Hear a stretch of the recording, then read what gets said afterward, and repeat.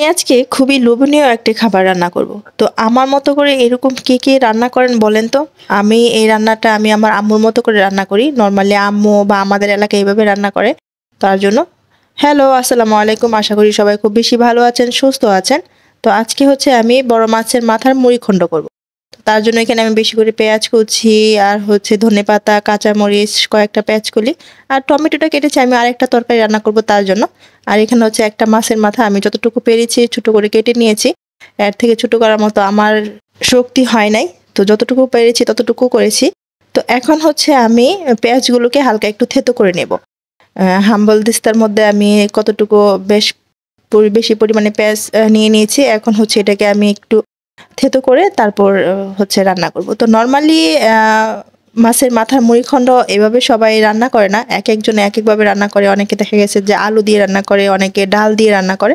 তবে আমাদের এলাকায়, আমাদের এদিক দিয়ে কতটুকু এলাকায় দেখা গেছে যে আমার আম্মু বা আমার মা চাচিরা সবাই এভাবে রান্না করে থাকে, আর আমি এভাবেই রান্না করি।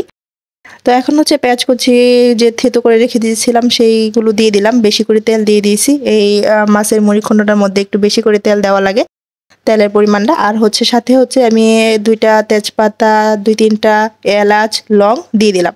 দিয়ে এর মধ্যে হচ্ছে আমি এখন বাটা মশলাগুলো দিয়ে দিব। তো বাটা মশলার মধ্যে হচ্ছে আমি আদা পেস্ট, রসুন পেস্ট, পেঁয়াজ পেস্ট দিয়ে দিলাম। দিয়ে হচ্ছে আমি তেলের সাথে বাটা মশলাগুলোকে হালকা একটু নেড়ে চেড়ে নেব, যাতে বাটা মশলার যে একটা স্মেল, ওই স্মেলটা সুন্দর চলে যায়, কাঁচা স্মেলটা আর কি। আর হচ্ছে এখন হচ্ছে গুঁড়া মশলাগুলো দিয়ে দিব। তো গুঁড়া মশলার মধ্যে হচ্ছে এখানে ধনিয়ার গুঁড়া, তারপরে মরিচের গুঁড়া, হলুদের গুঁড়া, জিরার গুঁড়া আর হচ্ছে লবণ দিয়ে খুব সুন্দর করে আমি তেলের সাথে মশলাগুলোকে প্রথমে হালকা একটু নেড়ে চেড়ে নিব। তো এখানে হচ্ছে আমি মরিচের গুঁড়ার পরিমাণটা একটু বেশি দিয়েছি, কেননা এটা একটু ঝাল ঝাল হবে। শুকনা খাবার একটু ঝাল ঝাল হইলে খুব বেশি ভালো লাগে। এখন হচ্ছে আমি পরিমাণ মতো পানি দিয়ে দিব মশলাটাকে খুব ভালো করে কষিয়ে নেওয়ার জন্য। তো নর্মালি আমরা এভাবে রান্না করে থাকি। আই হোপ এভাবে হয়তোবা অনেকে রান্না করে না। মুড়িঘণ্টটা অনেকে অন্যভাবে রান্না করে থাকে। তো এভাবে কে রান্না করেন বা কাদের এলাকায় এভাবে রান্না করার প্রচলিত আছে কমেন্টস করে জানাবেন।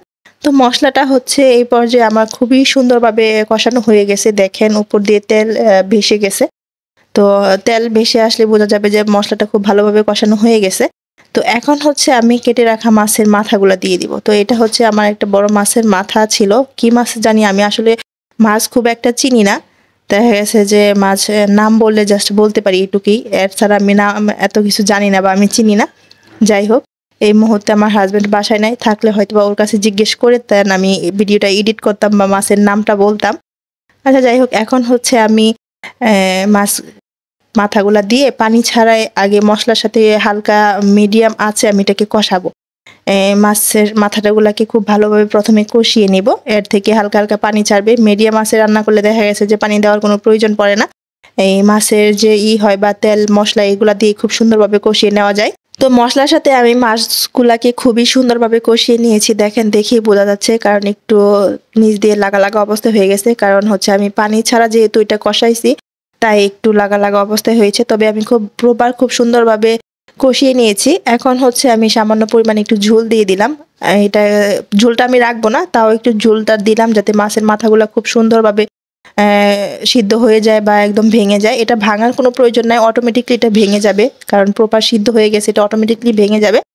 তো এখন হচ্ছে উপর দিয়ে আমি কয়েকটা কাঁচামরিচ ফালি করে দিয়ে দিলাম, আর হচ্ছে ওই যে পেঁয়াজ কলি কেটে রেখে দিয়েছিলাম, তাই পেঁয়াজ কলি দিয়ে দিলাম। এখন তো পেঁয়াজ কলি পাওয়া যাচ্ছে, তাই পেঁয়াজ কলিটা আমি দিলাম, এমনি অপশনাল, এটা দেওয়া যায় না দিলেও সমস্যা নাই।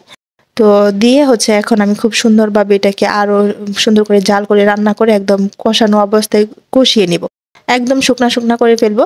তো এখন হচ্ছে দেখেন রান্নাটা প্রায় হয়ে আসছে। এখন উপর দিয়ে আমি জাস্ট ধনেপাতা দিয়ে দিচ্ছি, দিয়ে আর কিছুক্ষণ এটাকে নাড়াচাড়া করে সুন্দর করে একটু ভাজা ভাজা টাইপের করে নামিয়ে নেব। তো এইভাবে আমরা হচ্ছে মুড়িঘণ্ট খেয়ে থাকি, বা আম্মু এইভাবে মুড়িঘণ্ট করে থাকে। তো এইভাবে মুড়িঘণ্টটা খেতে অনেক বেশি মজা লাগে, আমার কাছে খুব ভালো লাগে। আমার কাছে ডাল দিয়ে বা আলু দিয়ে মুড়িঘণ্টটা আমি খুব একটা খেতে পারি না, বা আমার কাছে ভালো লাগে না। তো আমার কাছে এভাবে মুড়িঘণ্ট করলে আমার কাছে খুব বেশি ভালো লাগে, আর আমি খেতে পারি। দেখেন কতটা সুন্দর লাগছে। তো ভিডিওটা এখানে শেষ করবো, সবাই ভালো থাকবেন, বাই।